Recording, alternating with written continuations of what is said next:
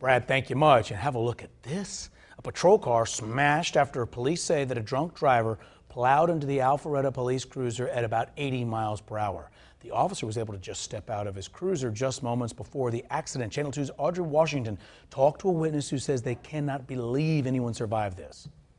After seeing the damage, police here are convinced the officer could have died if she was inside that police cruiser at the time of the crash. Now, a suspected drunk driver faces some serious charges today. The chemical test revealed that the driver was almost 3 times the legal limit. Police say this is the woman who was at the center of a suspected drunk driving crash that could have killed an Alpharetta officer. I suspected that it was a drunk driver. I was like, dang.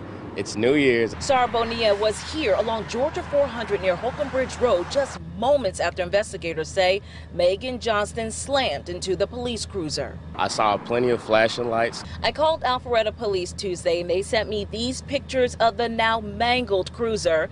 Police Sergeant Howard Miller tells me it all started when officers responded to another crash early Tuesday morning. He says one of the officers arrived later to the scene to assist.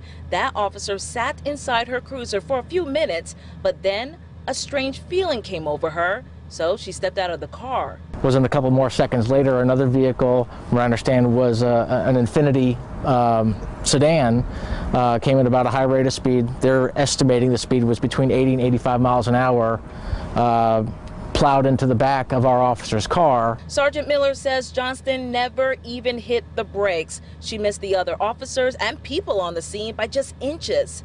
As for the flashing blue lights at the scene, Johnston reportedly saw them before the crash. The driver apparently said yes, she did, and didn't know why she didn't stop. Police charged Johnston with DUI, following too closely, and failure to yield to an emergency vehicle. I mean, it's a drunk driver. Like, I'm surprised when anybody survives. Police say at last check, this suspected drunk driving crash was one of 2 that they responded to during the holiday. They hope this crash will remind people to never drink and drive.